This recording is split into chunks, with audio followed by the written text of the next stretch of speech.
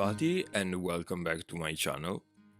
Today we are looking at the Derwent graphite paint pan set.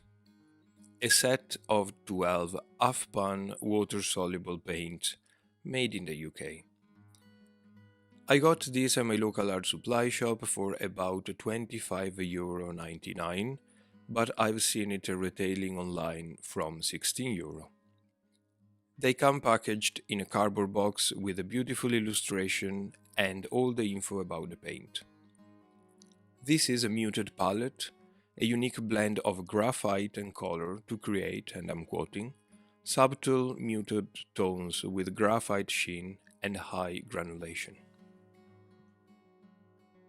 Out of the box, the palette itself is made of very sturdy plastic. And although I'm not really a fan of plastic palettes, this seems of good quality. A loose sheet of velo paper with the color swatches is present as well, which is pretty necessary due to the darkness of the paint. And it's wrapped in a plastic sleeve, because I suppose the pan would fall off otherwise. We have as well a small sponge and a handy portable water brush with a stopper. I found the brush quite useless as if it's mounted all together, it doesn't fit the palette at all. So remember not to lose the stopper. I'm not gonna use this brush as I'm once again not a fan of water brushes. As I mentioned, the colors are really dark in the pans, and you can't really tell what is the color, so remember to keep the little swatch card handy or make your own. The colors are pretty light fastness. We have autumn brown with a light fastness of 6, which is a gorgeous rusty type of brown. And on paper, it actually looks so much more rich than on the swatch card.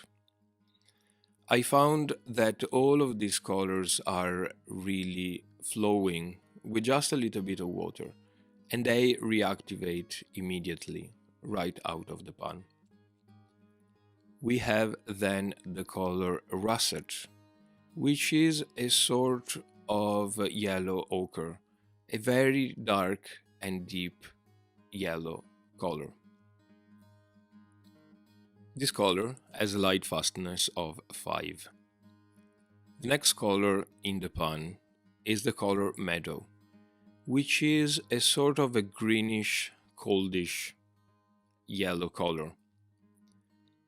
I found it quite useful then to have some sort of a pure yellow color to mix as primary, which has a light fastness of 6. Next color is green-gray, a very dark and very saturated gray, with a light fastness of 6. It reminds me of a dark permanent olive gray. We have slate green, which is absolutely one of my most favorite. It's a deep forest green with a light fastness of 6. The next color will be ocean blue, which has a light fastness of 5, and it's a deep blue color that really resembles well a pure blue. We have then steel blue with a light fastness of 6.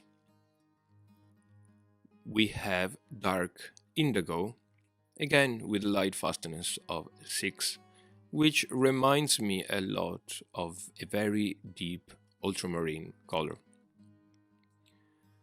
Aubergine is the next color, a very gray, deep purple, with a light fastness of 5. Juniper, another purple with a light fastness of 6. We have the color port, which is a rich red, almost like Venetian red, with a light fastness of 5. And finally, graphite green with a light fastness of 6, which is just a very pure, very gray and saturated gray, of course. As you see, the colors granulates quite well. I wanted to test the lifting capabilities of this color, as this is graphite. You can definitely lift some color with an eraser, but nothing really worth mentioning, to be honest, as you can't really erase or cancel all the color as it was a pencil. I'm going to try and create some skin tones with this color and see how it behaves in a painting. Overall, I am quite impressed about this palette. I really love the dark tones and the muted colors, although probably my skills, my style wouldn't require all the 12 colors.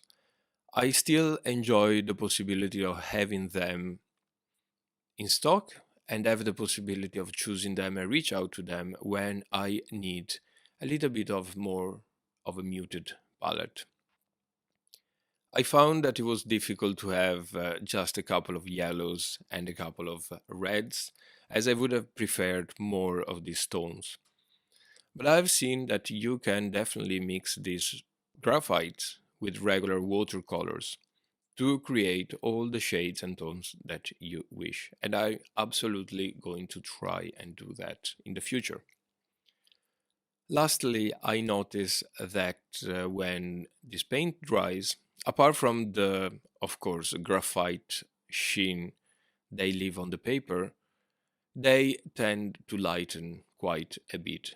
So remember that your values and your colors may need to be a little darker in order to get the final results when they are dry.